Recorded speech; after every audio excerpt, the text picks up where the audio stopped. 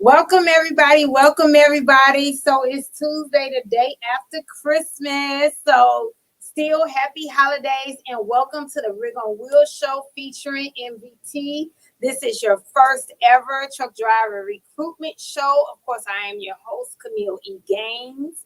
I'm the CEO and founder of Rig on Wheels. And joining me in the flesh is Robert Pierson, our favorite VP of recruitment over there at Mesilla Valley Transportation. Now, of course, we are your ultimate destination when it comes to truck driver insights, so just the industry in a whole, the jobs, news, tips for recruiters and truck drivers. So let's definitely make history. Yeah. So what did you do yesterday for Christmas? I spent time with family, which was fun. Awesome sauce. Yeah, I got more kids than I care to admit. So that helps. So when you're able to stay and kind of get away from the job a little bit, it doesn't matter if you're in the office, if you're in the truck. Every once in a while, you need a little break, which is a nice thing. Come back refreshed.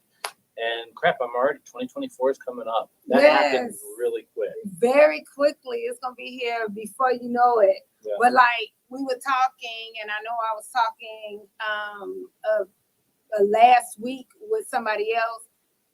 We had rock bottom, it feels like. So that's a good place to be at the moment, because when you hit rock bottom, you have nowhere else to go but up. Yep. So I'm kind of excited about the negative. But but really, we literally are going to be able to go up. So what were you saying, quarter two? Quarter 3 and 4, the second half of 2024. We keep hearing it. The CEO of C.H. Robinson talked about it this past week. There's been another bunch of people well above my pay grade talking about it. The second half of next year looks great. Might not be gangbuster, but we won't be in the recession, the freight recession that we're presently in right now. So the big thing right now as a driver, as an executive, as anybody that services our industry is you got 6 more months. Hold on for 6 more months, continue to get lean, continue to get really smart about what you do. We'll still see a ton of acquisitions take place. And we are now. We were talking about it where TFI out of Canada has in the process of purchasing Dasky, which of course owns Boyd Brothers and Central Oregon, mainly flatbed carriers. And then of course you have Hub Group buying Forward Air's final mile division. So if we can survive over the next 6 months, if we can get through all the acquisitions, the second half of next year could be very, very fun. And we might get back into the arms race where you start seeing driver pay go up again, where you might start seeing, PDA, which is one of the companies that looks at retention from one carrier to the next. They track a lot of this among 40 carriers. And right now, the biggest thing that every carrier is getting from their driver responses is lack of miles. It's universal, about 46, 48%, depending on the carrier, saying lack of miles is the issue right now. Unfortunately, those trends probably aren't going to change over the next 6 months. Right. But most likely, if we can turn it around to where we have more steady freight and consistent freight, the most common trend generally goes back to respect and equipment. So that's one of the things that we're looking for. If you get to the second half of next year and we hear a lot of people complaining about equipment, that's bad, but it's also technically good. Yeah, I just think that I'm ready for the second half of 2024. But 6 months is not a long feat, especially since we're doing a freight correction or economy correction, an industry correction, whichever correction you want to call it. But because of that, we are just getting a natural movement. So it gives the impression that it is more freight out there just because of the natural movement, because in third party world, we are feeling it. We are feeling happy times are here now, not coming, but we're actually feeling that they are here. And that's just because of the correction. And look, when I got into this industry in January of 2006, we've talked about it. This is an 18 to 24 month cycle. In 2008, our industry stunk. 2010 was really fun. 2012, our industry stunk, not like 2008, but 2014 ended up being real fun. Yeah. 2017, 2020 after COVID, 2024 is probably going to be real fun leading into 2025. The big thing right now, and it's more of having as a driver a long-term view of your career. Yes. Don't think of the next 6 months. Be thinking out 5-10 years in advance. Always prepare yourself. What if the inevitable happened? What if there was a global pandemic? Yeah. Or a war broke out, or fuel prices went up? Prepare for the worst. So when you get into those away from those bust cycles into the boom cycles, you can really enjoy them. Yeah.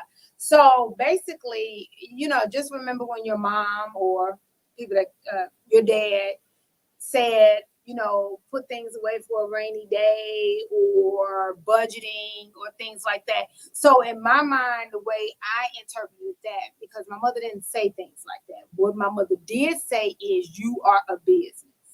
From a little girl, it wasn't put away for a rainy day, because your rainy day was always, is the way I grew up. You always have a rainy day. Yeah. So you think of yourself as a small business. So I never really understood what that was at 10, 12 years old. But now being older,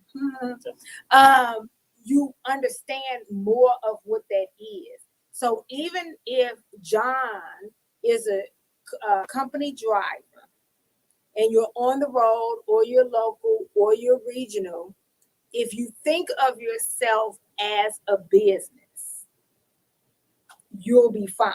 Because businesses don't plan for 2024. You're already planning 3, 4, 5, 6 years out. That way, you're thinking of your quote unquote rainy day. Yep. But you're not thinking about your rainy day for 2024. If you're thinking only about your rainy day for 2024, you won't think well. Well, and it's been one of the hard things in our business is we have very short memories in the trucking world. Yeah. And we'll make the same mistakes as an industry. I get it. But the average truck driver has 6 jobs in 3 years. Mm-hmm. So most drivers, unfortunately, do not think 3 years out. And I get it. If 1 week you're making this and the next week it goes down dramatically, that is a real problem for you in your budget. So I completely understand that. And I don't think a lot of office people appreciate the fact that most drivers are not getting a salary. Right. They are very subjective to change, weather conditions. And our industry still has a habit of paying drivers as though they're commissioned salespeople, which does not make a lot of sense. Right. That will eventually change. But from a driver standpoint, if you can get out of that cycle of thinking, what am I going to do over the next 4 weeks? Mm-hmm. And get more into that cycle of where do I want to be 3 years from now, 6 years, 9 years, you will generally find that you get into a much longer career path instead of a job. And that's the difference between, do you want a job or do you want a career path? And it doesn't mean, it could mean that you're going to be a trainer. It could mean that you're going to be a fleet owner in the office. But if you start thinking, where's my career path versus, hey, I want next week to be busy. Generally speaking, you stop having 6 jobs in 3 years and you start having 1 job in 3 years. Thank goodness. Yes, absolutely. And that's where it comes. You're no longer John the person, the driver, you're John the business. If you think of it like that, that way you can look at things long term. What is your long term goal? And things change. I'm not saying that when you came in as a drive-in, you wanted to do flatbed, then you decided no, and you wanted to decide that you wanted to do training. Of course, things change. I'm not saying. But when you are thinking long term instead of at the tip of your nose, that's one of my mother's quotes. I can hear her saying this. Instead of thinking at the tip of your nose, then you're able to plan things out, and you become more successful because you're always planning and your mindset is different at that point. Yep. I always compare it to a lot of drivers who do the Smith system. Mm-hmm. And you can tell a good driver versus a bad driver. The one that's looking right over the hood versus the one that's looking a mile down the road. Makes a big difference from a driving standpoint. And I think your mom's correct on that. And you've got to be looking a mile down. Don't be looking at your nose. Yeah, because you need to plan for. You're going to be driving for not just yourself, but everybody else on the road. Yeah. And so it's the same thing when you're talking about planning for yourself. Yep. Planning for yourself, planning for your future, and all of that good stuff. It stinks here because normally we also give an update on fuel, but because of the holiday, we don't have that. Because I love talking about that topic every week, but we don't have that update yet. Oh, I thought you meant it really stunk here. I was about to say, I have on perfume. No, it smells fantastic in here. Trust me. I was about to say, I really have on perfume, America. I do not stink, okay? But yeah, because of Christmas, we're a day off with but I feel that it's still going to go down. I'm optimistic. If you want, we can lie about it. Fuel's down 50 cents a gallon. Mark it. That would be amazing. I will go and buy something else. Start filling gallon jugs. Yeah, let's just do it.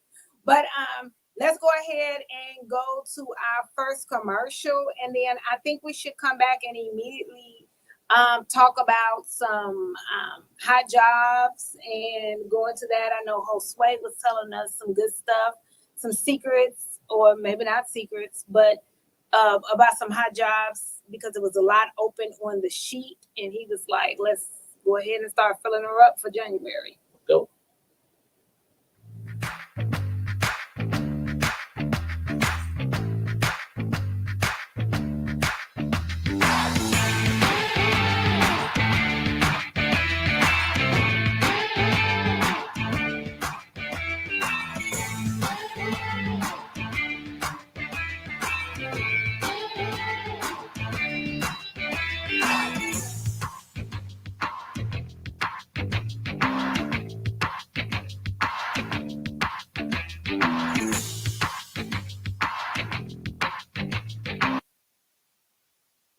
Welcome back, everybody. Welcome back. Okay, so we're going to start with, you said 440? Yeah, let's go 440. Okay. Looking for folks out of the Houston metro area as well as Memphis, Tennessee. Running the southeast U.S., basically a triangle. You're going to run into Tennessee, down in the southeast, over to Houston, back up to Memphis. Get home every 5 to 6 days, looking at about $1,200 to $1,400 a week. Vast majority is drop and hook. We get a lot of great drivers out of the Houston area as well as Memphis for this division. Biggest thing here is consistency, in and out of those markets quickly. We utilize a lot of local drivers out of places like Houston or Memphis.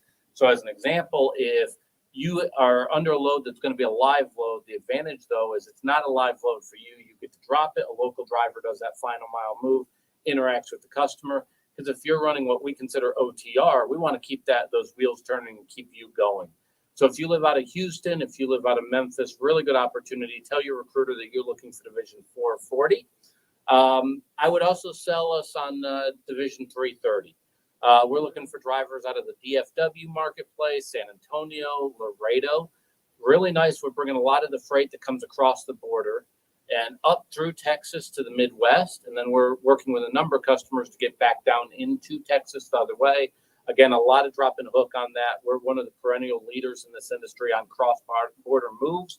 We move about 450 loads a day across the U.S.-Mexican border. At B1 drivers that take care of that, you pick it up out of Laredo and start moving north with it along I-35. Really consistent. And you're getting to avoid, you're not going too far north, so you're not getting into quite the bad winter weather. Right. That's not to say that we avoid all of it, but you are definitely not going to upstate Minnesota. Generally, the furthest north you're going on that might be southern Illinois, might be St. Louis, and then you're making your way back down to the Texas marketplace.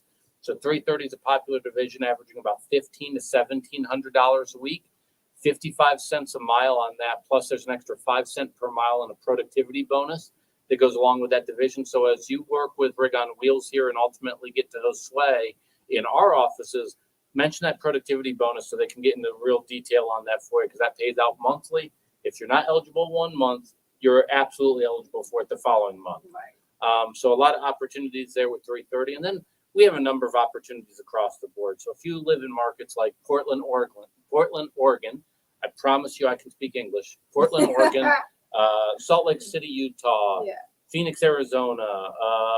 We have a couple spots in California. If you're ever around Santa Fe Springs, California, we have some local openings that come up from time to time. We're looking at Las Cruces, Albuquerque, El Paso, Dallas, Fort Worth, San Antonio, Laredo, Houston, Memphis, and of course, always looking out of Nashville and pretty much anywhere in the states of Kentucky and Tennessee. Have a lot of opportunities. And so if you talk to the folks here at Rig on Wheels, we're hoping that you'll either come work for MVT. And if you don't live in an area that we can hire you for MVT, I know you have a lot of other options that you can then present to them. Yeah, we'll definitely do our best to help you out. So give us a call at 281-968-3100, 281-968-3100. For MVT, the minimum experience is 6 months, but we do have other carriers that go down as low as 3 months experience. So 281-968-3100, or go directly to the website to fill out the Intella app, which is rigonwheels.com. I'll also point out from an experience standpoint, we're one of the few carriers that if you don't have experience in the last 3 years, we still might be able to hire you. And so if you can show that you have 3 years of experience in the last 10, so let's say that you got out of the industry for whatever reason 6 years ago, but you're able to show pay stubs, or you have a direct contact to the company that you can show experience from, we're one of the few carriers out there that could take that experience from 7+ years ago. It means there's a couple extra steps in the process on our end, but if you're looking to get back into the industry, we're also one of those avenues to do that without having you go to a school and do a refresher program. We're generally able to help you kick that rust off and get right back into the truck. Okay, so I'm glad you said that. So MVT will take older experience. So let's do this. How much experience do they have to have for the older experience? So if I have 3 years in the last 10, 3 years in the last 10 years so experience. let's say I was working for XYZ Trucking, and I had a death in the family, and I got out in 2017. But I can show that I worked for XYZ Trucking for 3 years before that time where I got out. We'll definitely count that experience. We also look at military experience. So let's say you have a DD-214, which basically is going to say what your MOS is, your job. Preferably if you're an 88 Mike, it makes it really easy. But there's other MOSs out there that we can do on it. We may have some follow-up questions. So if you're military police, you're probably not going to qualify. Right. But if you're driving full tractor trailer, we're generally able to look at that experience, especially if it's in the last 10 years. Okay, awesome. So for MVT will review older experience as long as it's 3 years in the last 10 years. Yep. Okay, perfect. Okay. So the question to ask as a driver, though, is how would they verify this? That's Okay. the only thing that I would tell from a driver's perspective. So it's why, as a driver, you want to hold on to your paperwork over the course of 10 years. Some people tell you in a personal life, hey, hold on to your paperwork for 7 years in case you get audited. But from an experience standpoint, if you're a driver, really you want to hold on to 10 years of experience. Yeah, it makes filling out an absolutely. application a hell of a lot easier. The other part on that is how would I verify it? I might be able to do it through paycheck stubs. I may be able to do it through a personal reference at the company where I can physically verify that person works at the company. We've used LinkedIn in a couple cases just to verify that they worked where they said they worked. Yeah. From a legal standpoint, I always have to, it's not what I know, it's what I can prove. So as long as I can create a paper trail to go, no, this experience existed, we can move forward. Okay, absolutely. And that's why in addition to that, I always like to tell the drivers to have their electronic resume or the Intella app. That's why we like that, right? Yep. Handy, because it helps with filling out the applications and things like that. Anything to just make it easier for a whole sway, which is the internal recruiter, as well as the processor, because anything to make it easier. Yeah, and I'll give anybody advice. When you get out of orientation, you've spent 2 days in orientation, you're ready to get on the road. Absolutely. The challenge for most carriers is when an extra job pops up on the DAC. Or wait, now your experience doesn't make chronological sense. Your resume, like my resume, should tell a story about what you've been doing.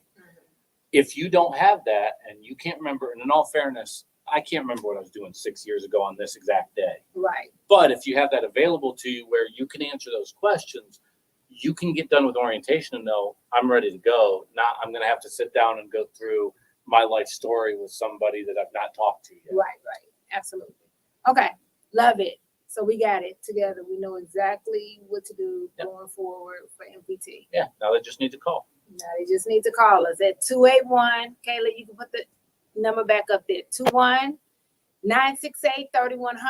or go directly to the website to fill out the Intella app, which is rigonwheels.com. So what I want to do is, of course, go to the next commercial, and then we can come back, answer a few questions, and then go to our next segment. But I want to go ahead and get some question and answer period in, before we just kind of go past that and then I forget. Okay, so if Kayla, if you can go to commercial, that would be wonderful.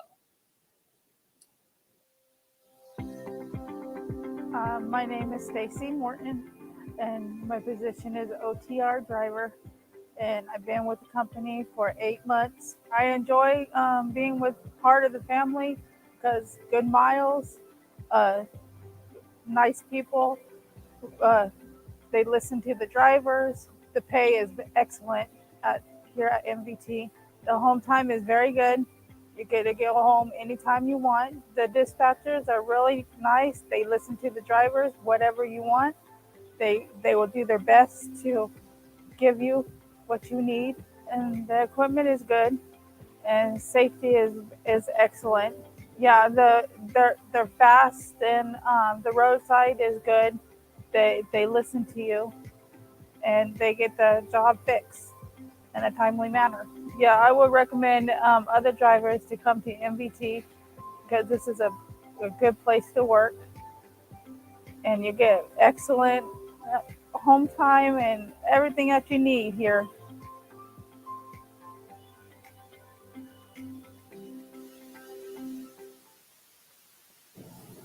Welcome back, everybody. Welcome back. So what I was doing when we were on commercial was reviewing the blog that one of our recruiters typically writes our blog for Rig on Wheels, Nimmer.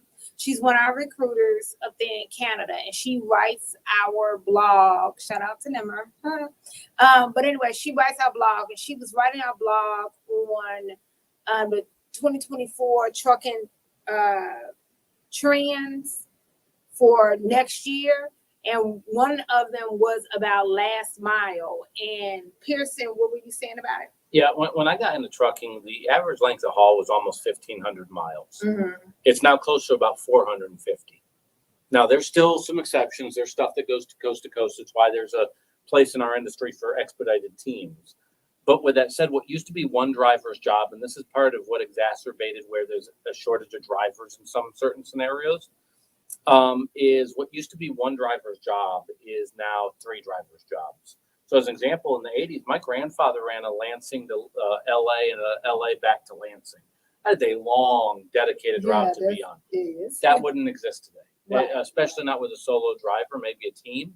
But what generally happens, it starts with a driver out of the port of LA that takes it there, brings it to the Inland Empire. Most likely a driver from there takes it to some yard, most likely in Denver, Chicago, does what's called a T-calling it, leaving it a yard for the next guy, that's most likely a regional driver, to drive it up to Lansing. It gets put in a drop yard, and then the local driver makes that final mile delivery. Yeah. So in that scenario, there's 4 drivers now involved with something that used to be a single driver doing that over and over. So that's changed a lot in our industry, and that's probably going to continue. The length of haul will continue to go down. It's not about miles equal dollars anymore. It's what's your time worth. Some of it's in miles. Some of it, though, is looking at what your accessorial pay is. Do I get paid accessorial pay in some cases? Breakdown pay, layover pay, some of those things. The industry has changed. It is not, most drivers will ask me on the phone, how many miles am I going to get per week? And I understand the question. I understand what they're asking. But that's why the real thing is, what am I going to average per week? Is really, from a dollar standpoint, what matters. Because if you make the same amount of money on 2,000 miles or 3,000 miles, the miles doesn't answer the question. Exactly. It's just part of the equation. Exactly. And it's not just the mileage rate. It's figuring out the weekly thing. So if you got a company saying, I'm going to pay you 80 cents a mile, I'd be a little skeptical at that. I'd kind of want to dig in a little bit more. How many miles? What else do I get paid for? There are some jobs that are 80 cents a mile, but they may be a flatbed job. Right. and you're tarping everything and you're strapping everything. Doesn't mean that it's a bad job, but don't let the 80 cents per mile tell the story. It's one piece of a much larger pie. So in a world where things are more segmented, you have that port driver out of LA, you have the final mile guy in Michigan, and you have people in between. It's asking the question of, what am I going to make per week, and how is that figured? That needs to be asked, because the mileage rate is only like 1 out of 8 pieces that you need to know to figure out what you're going to make per week.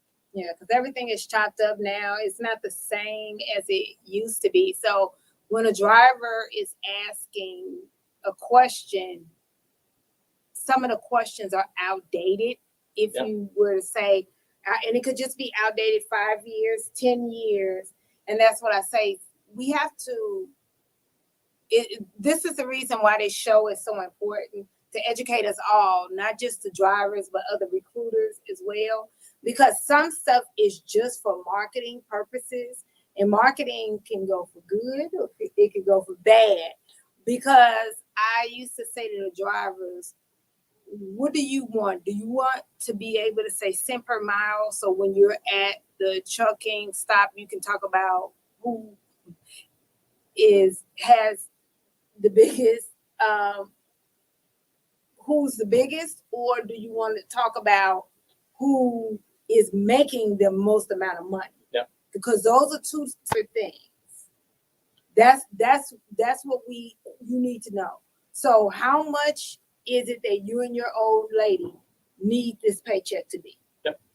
This is a real question. What do your bills come up to? What do you need it to be? Period. Yep. And I need real answers so we can try to make this happen for you. Look, I will point, we have openings for team drivers. In particular, if you live in Laredo, San Antonio, or Dallas, and it's running a regional operation around Texas and southern Oklahoma, your average length of haul on that's only 200 miles. And so you go, why would you want a team? Well, the team literally is dropping off. And we have those people making those final mile deliveries. Right.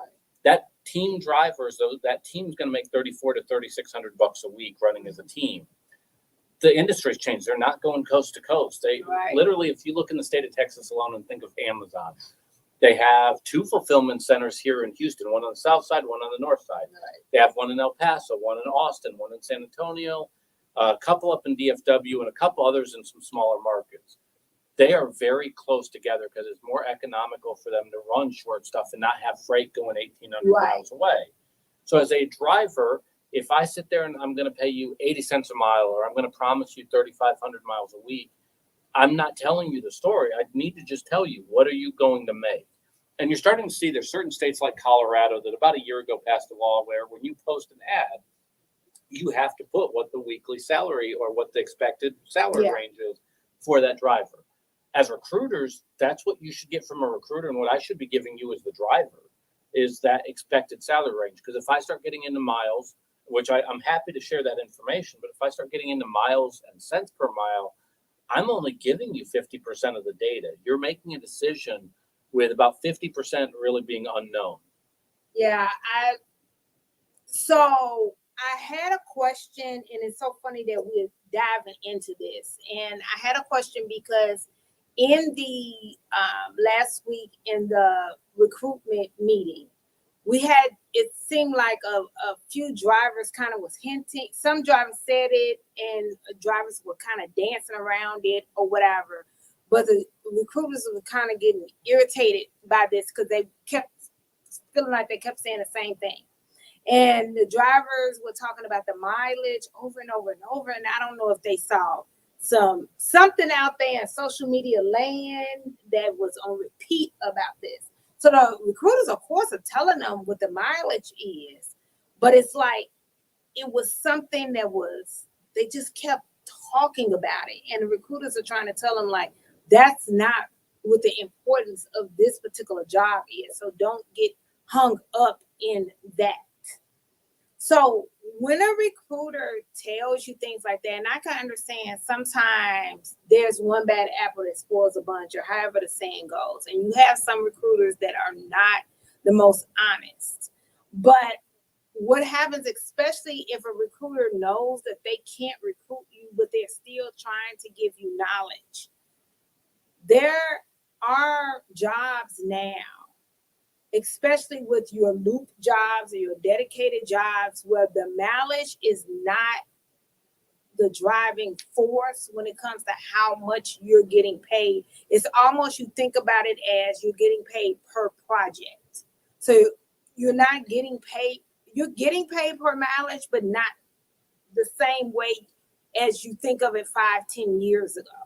So when you have companies, unless they're doing OTR, and you have companies only talking about mileage or only talking about cents per mile, that is a marketing tool, and it's typically a marketing tool to work against the driver. I'm able to say this because I'm not the company, so I'm able to tell you this. And we represent or we recruit for quite a few different companies, so we see it all the time. But we'll get things in black and white, and we're like, this particular job actually pays less, but because they're talking about mileage, it sounds better to the driver, but it actually is worse for the driver. So be very, very careful. What you want to talk about is the average pay per week, not the cent per mile, because you could be making 65 cents a mile, but that's not a big deal if you're not making no miles. It really, I can think of 5 companies off the top of my head where it doesn't matter if you come in with 6 months experience or 10 years experience, all their drivers make about the same thing. I think the important thing to remember when you talk to any recruiter is they may not understand what they're saying. And now you're fortunate. Most of your recruiters have been doing it a while at this point. You have a pretty seasoned team on your side of the fence. On MVT's side of the fence, we try to do weekly ongoing training above and beyond taking a phone call, but understanding the industry and the job that they're selling. And why that's important is, keep in mind, if you're talking to a recruiter that literally this is their first job in trucking, that's all they've done, and they've got 3 to 6 months of experience doing it, they don't know what they're telling you yet. Yeah. They couldn't possibly gather it.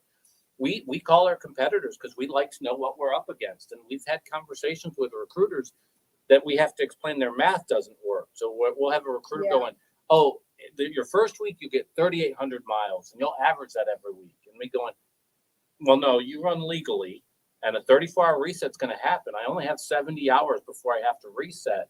Like, I can't legally run that. Do you run electronic logs? They, of course, do. And in all fairness, that recruiter's not lying. That recruiter doesn't realize that what they're saying doesn't make sense. It's not till they've done it for a year that they start going, wait, that math doesn't work. Like, you run out of time. Yeah, that doesn't work. And so that's the thing, is you be patient with a recruiter. But that's one of the things, too, that's kind of nice about going with Rig on Wheels and MVT. We spend a lot of time trying to educate it. Because what we sell should make sense and be feasible and not be fluff. An ad is just that. It's to perk your interest. An ad is to get the phone call, get somebody interested in the job. That ad tells very little. It is literally just a little nibble trying to get somebody interested. That recruiter and that conversation from you as a driver with that recruiter is where the magic's made. And that's where you got to question them and ask yourself, does this make sense? Do not let cent per mile determine it. It's just one of 8 factors that you need to look at. You need to, and the biggest one at the end of the day is, on a weekly basis, what am I going to make? What's my low end going to be? What's my high end going to be? It's one of the things that we sell very hard with engineered lanes, is that consistency, because you and most likely your spouse back at home have to be able to set a budget as far as, can I live off of this, and what do we set the bills at? So if you are making $2,200 one week and $1,000 the next week, you can't make a budget off that. So that's the other thing, is, what do I make per week? What's my worst week going to be? What's my best week going to be? And if a carrier has any type of ability to do math, they have the information. They may not want to tell it to you, but they have the information. And so what we do, and we do training and things like that ongoing, because even though Rig on Wheels, the recruiters might be seasoned, but when they come in, they're not seasoned, right? And so we go over and we talk about it, and people make mistakes and things like that. So stuff happens, but when we talk about the budgeting and the thing that we say is my happy is the negative. So I want to know that you and your wife or you and your partner are able to make it on the low end, not the high end. That way, the high end is where you're able to put away for investments or whatever else it is that you have going on. But we want it to be that you are comfortable and not struggling, right? But you're comfortable and able to make your business needs, because you are a business. So make your bills and your savings and everything else meet at the low end of whatever MVT or whatever company it is that we get you hired on with. That is the goal. That way, if for some odd reason something happens and let's say you didn't turn in your BOL, something happens, right? And you don't get your entire paycheck. It's not the end of the world. That way, the next week, you'll get the rest of it. That is because reality is something happens. Life always happens. And you don't want to have to be living invoice to invoice or paycheck to paycheck ever. So those are my thoughts. If your happy is the negative, which is the low end, then I feel as a recruiter, we've done you justice. Yeah, and I can't emphasize enough. We take it very seriously here. I'm, based off what I'm telling you, trying to get you to make a major life decision. That's not a small task. Mm-hmm. That is a big responsibility. And like I said, most recruiters aren't liars. They don't understand what they're selling. And that's where the education comes into it. Because one of the things we emphasize in our training to any new recruiters, people are making life decisions based off the information that you give them. You need to be accurate. It's why we don't judge our recruiters based off their hires. We judge our recruiters based off of their turnover rate and how many people are still with us 6 months after the fact. If the recruiter does well, they're doing what they need to on the phone, you should still be with us 6 months from now. If generally we come back 30 days later and half of those folks aren't with us anymore, we have a problem to address probably with the recruiter as well as some other people that are involved with the driver's life. So we take that very seriously. Yeah, that's important. I like that 6 month retention right there. Because within that 6 months, a lot can happen and a lot does happen. A lot of people can be responsible, the driver too, but that brings a lot of integrity into the forefront right there. Absolutely. And the driver at that point is not considered a number. As I would point out, just because I can hire you doesn't mean that I should. Ooh, I like that. And I don't mean that against anybody. It doesn't mean if I'm setting you up for not the best possible scenario, sometimes it's a bigger person that you need to go, I may not be the best fit for you. And that's hard to do. I get it. No, I like that a lot. I've been having this conversation a lot with different people because we get into that desperate mode. And and at times like this, 2023, and desperate people do desperate things. Yeah. Period. And you have to watch that. And the people in your organization that you think would never do are the people that will do because of desperation. Yeah. Right? So when it comes to driver retention, any employee retention, but let's stay with driver retention. This driver can be excellent, but you need to know what your culture is at your company, whether you are a small, mid, or mega company, because driver retention is just like a marriage. So you don't need to marry everyone you date, and you don't need to hire every driver that applies. Oh, absolutely. Trust me, the day you start proposing on a blind date, something's gone wrong. Or every time you start proposing, every time the girl sit down at the dinner table, just because she sashayed up there in this beautiful purple dress, doesn't mean anything. Well, as I've told my boys, if she's reaching for the mace, things have gone wrong. It's gone wrong. Yeah. That has definitely turned for the worse. But I'm just saying, but there are carriers, and a lot of times we think it's the small carriers But on the third party recruiting side, I've seen things, and I see it be the mid and the mega carriers that get desperate. Yeah. You know, and they make decisions, and we all do, but they make a lot of decisions based on being desperate. Yep. And at a time like this, where generally it might come back to haunt us in 2-3 years, but now it's coming back to haunt us in a month. Yeah. You know, the chicken come to roost, that's the saying, right? Yep. Come to roost very, very fast. So what other things does MVT do I know from the beginning, you are looking at patterns for professional drivers, and nothing is foolproof. Nothing is foolproof, but there are things from the very beginning to say whether or not this driver might be good, and sometimes we'll decline a driver that maybe shouldn't, but that just sometimes that happens. That is what it is. So I have two groups to appease. I have my current drivers to appease and protect, and I have the new driver to appease. The current drivers, as an example, look, if you got terminated for late loads in this current freight environment, I can't risk bringing that person on right now. I literally can't, because everybody's getting great customer service at this moment. Right. I have to bring on drivers that make the fleet stronger, because I have to protect the freight opportunities of our 1,900 current drivers.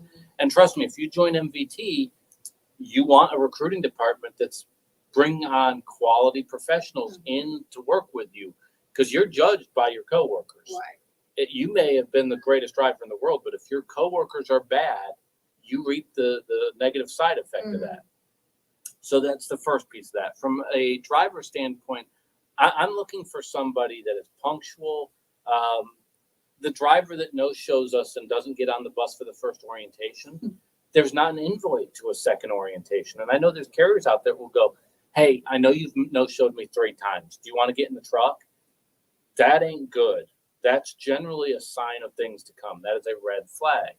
That person, if anything, that stays engaged with us and talks to us and over-communicates with us, because they're more likely to over-communicate with their dispatcher too. And we've talked at length about that communication between those two is really, really important. And the shipper. Yeah, and the shipper. So it's communication. It's looking at your background. It doesn't have to be perfect. But with that said, we look at common trends. If you list under all your jobs that you've left, no miles, no miles, no miles, it doesn't mean I don't move forward, but we most likely have a sidebar conversation of going, hey, this is a common denomination here. What do you mean by more miles? Is every place not paying you enough? What exactly do you need to make per week? We're going to take the time to take that extra 5-10 minutes. It's a conversation of understanding what is it that you've not found at the 8 other places that you've been to in your career. In some cases, it's okay. I've had the conversation with drivers going, I don't know if what you're looking for exists, but I know I don't have it. Because we want to make sure that when you come in, you're successful, that you're able to get off the ground running. And 90 days into your employment, you're with the rest of the fleet and going strong. Right. We take pride, and we'll talk about it later on. We take pride in the fact that our MPG bonus went to a team with 9 months of experience. It wasn't a 20-year vet, though. We got 20-year vets that will do really, really well. But we want you to be in line for an MPG bonus, productivity bonus, career advancement, and not have to wait years for it, but literally come into the fleet and the dispatcher going, I have a valuable asset on my team right here. I love so-and-so. Right. Wow. Yeah.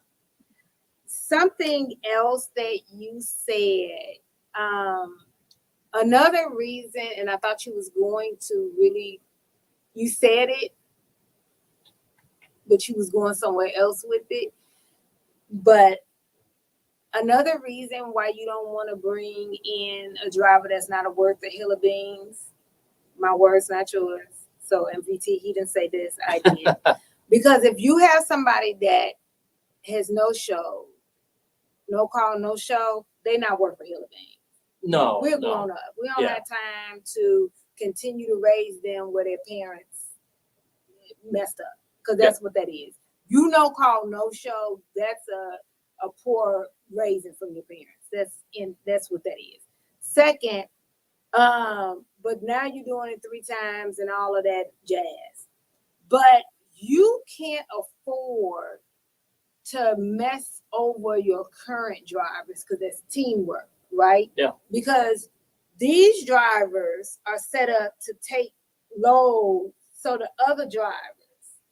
So it's an entire ecosystem. It's part of your supply chain at MVT. Yeah, if the overall fleet's healthy, there's a lot of benefits to each individual driver. Mm-hmm. So as an example, we have 0 categories above threshold on the CSA scores. What that means is our drivers generally get to pass the weigh scales. Mm-hmm. They don't have to go through the weigh scales because we're not being pulled in to get inspected constantly. That leads to new customers. Customers generally, the CSA scores are no longer publicly traded. Trust me, every time you talk to a customer, show us your CSA scores. It's going to be the first thing they ask for. And if your CSA scores aren't good, they won't give you the time of day. It doesn't matter if you can save them 5 cents a mile. They are not going to take you on as a liability in particular right now. So you basically being part of a stronger fleet, you get more money out of your time, you get new customer opportunities, and most importantly, you are gonna, when you go through these lulls, like we're presently in a freight recession is the technical term I've seen tossed around a lot right now, you're gonna reap the benefits of being on a strong team. Carriers right now that seem to be in the most trouble either have bad CSA scores, they have a fleet that has, let's call it questionable ethics, seems to be on the news a lot for various accidents, things like that. And most importantly, customer retention matters right now. And customers definitely remember what carriers take care of them. They're taking score. They have been over the last 3 years. The shippers are now in control. The pendulum will go back the other way. But all those bad mistakes that have taken place over the last 3 years are now coming to roost, so to speak. It's why there's a few customers we're talking with right now that 2 years ago wouldn't talk to us, but they now will because their carrier of choice didn't take care of them. Yeah, it's really having a strong team. Yeah. It's not about having the biggest team. It's not about having, it's literally about having a strong team. Yep. You know, so when you talk about not bringing on an ill-suited driver, same with us, you know, whether you're on our marketing side or our sales recruiting side, I will not bring on the wrong recruiter, or if I do, I will remove them as soon as possible because I'm not going to ruin the teamwork on marketing or on the recruiting side. Yeah, and with the recruiter, you generally, not in all cases, but I would say you start getting an inclination within about 30 to 45 days of, oh, crap, you're not going to fit in here. Yeah, you're not going to fit in. And it's not about can they recruit a lot of drivers, but if they don't fit into our culture and how we do things, it will mess up our teamwork. And that I won't do that. Nope. To Rig on Wheels and our team. So it's the same. Oh yeah, and then it ends up being a bad, you know, it's that locker room cancer type thing. Yeah. And the drivers, unfortunately, and this is where we get into the responsibility that you and I have. The drivers, unfortunately, get the negative that comes from that. Yes, it will. The drivers will be the ones that it hits. Yep. Yeah. And it's not a numbers thing. It's I always go back. You know, if you remember back into the 90s and early 2000s, there was a hitter named Manny Ramirez, and he hit 50 home runs. And Manny's hitting 50 home runs. Manny's a character. Don't know what to tell you. Then Manny starts hitting 20 home runs. No, he's a locker room cancer now. Yeah. Truth be told, he always was. That's the hard part on our end is identifying, hey, you technically could hire a bunch of people.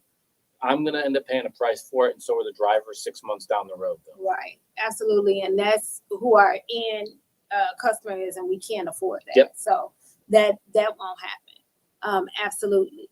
So, like we said, we're going to go to commercial because when we come back, what we want to do is talk about the fuel and how MVT definitely coaches the drivers to be able to win a car and all of that good stuff. So if you could take us to the commercial with the handsome guy that won the car, Kayla.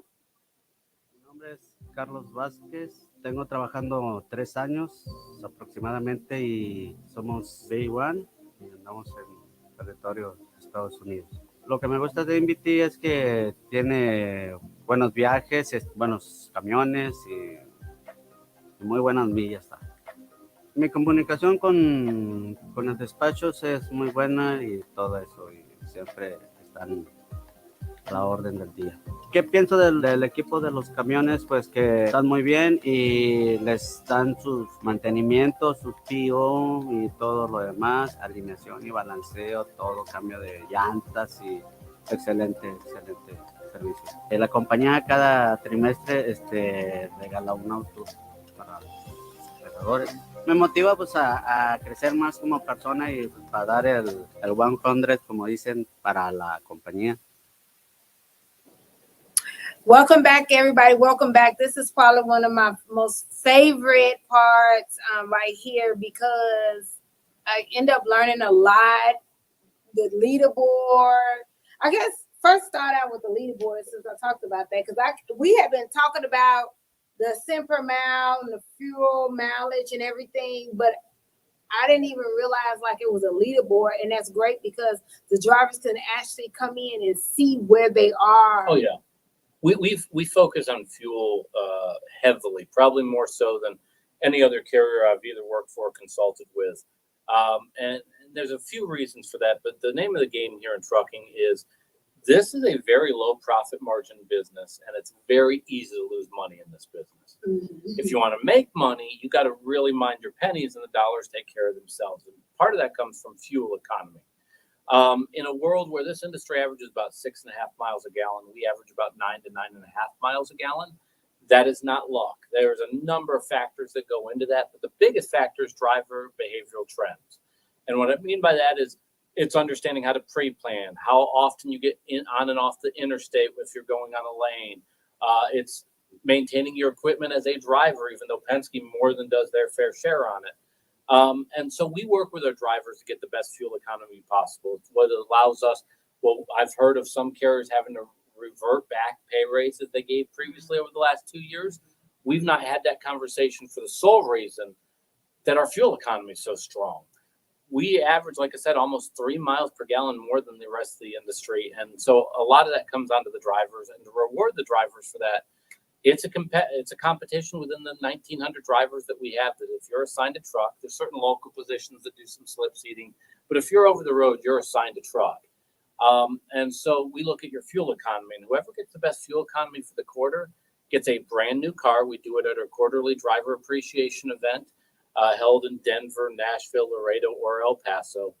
And it's a brand new car. So right now we have a black Nissan Sonata sitting in our lobby, just waiting for its rightful owner for quarter 4, which will be given out, I believe, in mid-February.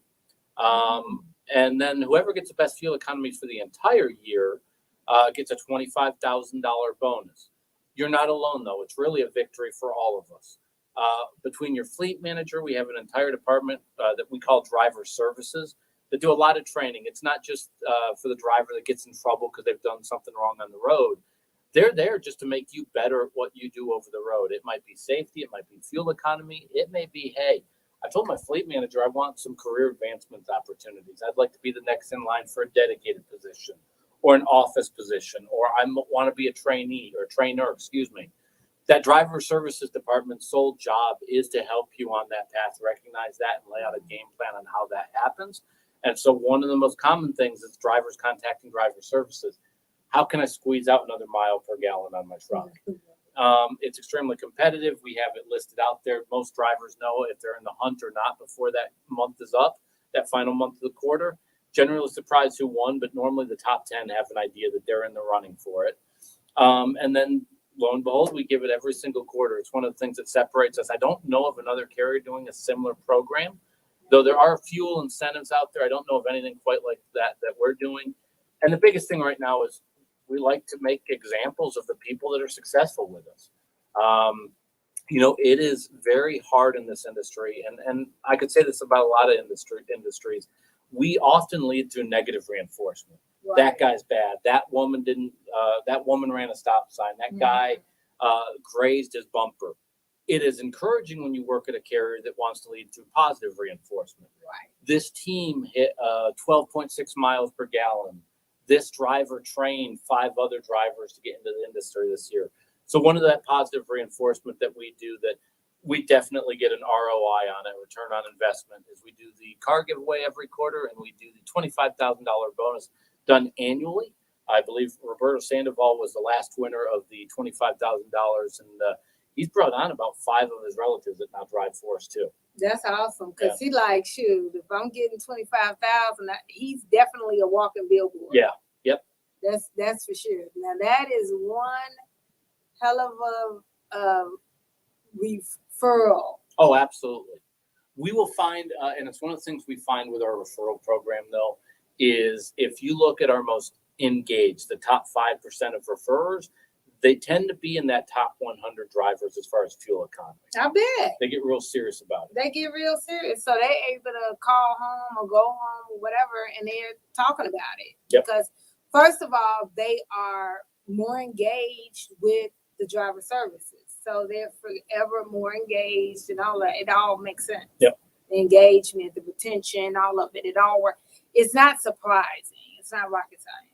You know what I mean? Like, yeah, and we have a strong fleet. We have over 250 drivers with at least 1 million safe driving miles with us. Mm-hmm. And like I said, though, but it's not the seasoned vet either. Our last winner of that MPG bonus was with us a total of 9 months. Mm-hmm. It's a team that I believe came from overseas through our visa program. Well known amongst the U.S. driver base, though, folks that we have. And they're just consummate professionals on the road. And if the first 9 months are any indication, they have years of successful driving or whatever career path they decide on with us. That's crazy. That's amazing, though. They literally are what you consider, they're the professional driver. Yeah. Yeah, that's what a professional driver is. That's for sure. And what about the fella with the 12? MPG. Well, yeah, 12.4 Ray is now working internally as a trainer for us for the next generation of drivers. I bet. So we're excited to have him in where we get to see him more often. Really good guy, really good at teaching. You know, it's one thing to be really good at what you do, but to teach others is difficult. You know, it's one of the reasons why you don't see a lot of sports athletes that are superstars become good coaches. Because it's, you know, Michael Jordan would be a horrible coach. Yeah. What do you mean you can't dunk from the free throw line? What are you getting this? Right. He's kind of the exception of the rule on that. He's like Larry Bird, where he was a hell of a coach plus a player. Yeah. He's a really good teacher on that, and he'll probably be bringing the next generation of 12 plus miles per gallon. I love it. I love it. Yeah. And I know you all are grateful, but I'm grateful for that too. That's pretty awesome, because that took some dedication. Yeah, meticulous work on that end. I will say this: getting 12 miles a gallon is not an easy feat by any stretch, but it's doable, and it doesn't matter what division you're on. It doesn't matter if you're running team, you're running solo. They come from all over. So, you know, most of the people that have conspiracy theories around the program generally nowhere near the top of the leaderboard. Of course not. It's normally somebody that the only thing we hear from them normally is, I want the truck governed higher. Get it higher. Yeah. They aren't going to get the MPGs. Yes, absolutely. Of course not. Well, guys, that ends our show for today, and we'll definitely be back next Tuesday at 3 p.m. Central Standard Time. Of course, if you're looking for a job, whether it be another trucking job, whether it be with MVT or someone else, give us a call at 281-968-3100, 281-968-3100, or go directly to our website at rigonwheels.com and complete the Intella app. Also, in the live post on YouTube, it is directly there as well. The Intella app is right there as well. So this is still holiday time, so as much as you can, spend the time with your family. So that is awesome. And make sure you're giving your family a call and text them and all that good stuff. Give them an extra hug. about you? You want to give anybody an extra hug? Yeah, I got to spend my time. I got hugged out yesterday. I'm just, 2023 has been a rough year for us. Bring on 2024. Let's go. Yes, I'm tired of 2023. Yeah. All right, see you guys next week on Tuesday. Bye-bye.